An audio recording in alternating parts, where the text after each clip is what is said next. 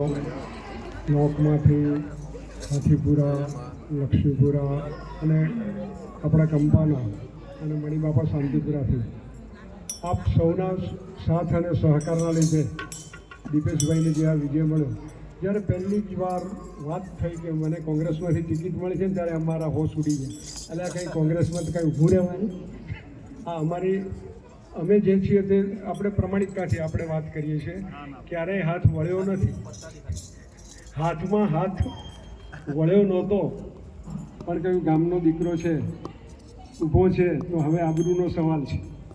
અને એમાં જે એમને પ્રોત્સાહિત લોકમાંથી કર્યા તમે બધાએ, એ તમારા આ જે સપોર્ટ હતો, તમે જે પ્રોત્સાહિત કર્યા ને એનાથી જ આ વિજય થયો.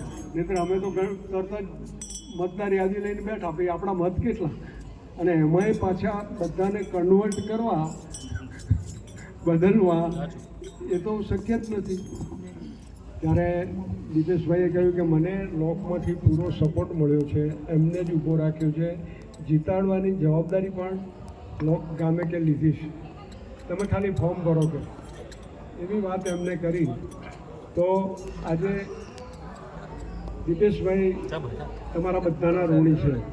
એમાં આપણે સનસિંહભાઈનો જે કંઈ પૂરો સપોર્ટ, સનસિંહભાઈ, અભયસિંહભાઈ, અહીંયા એક પછી એક આવો તમે, અહીંયા હું નામ બોલતા હોઉં, અરે આવો આવો.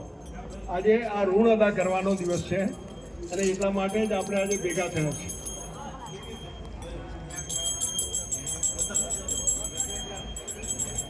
શનસિંહભાઈ, અભયસિંહભાઈ, લાલસિંહભાઈ, રણજીતસિંહભાઈ, આવો બધા જ આજે, માનસિંહભાઈ, કિરણસિંહ, મનુભાઈ,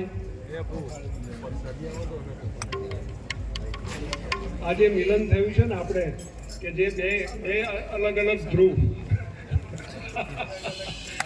આપણે બધા તાલીઓથી વધાવીશું. આજના વિજયના ખરા હકદાર તમે છો. આજે તમારો સપોર્ટ ના હોય, તમારું પ્રોત્સાહન ના હોય તો આજે આ દિવસ આપણે ઉજવતા ના હોય.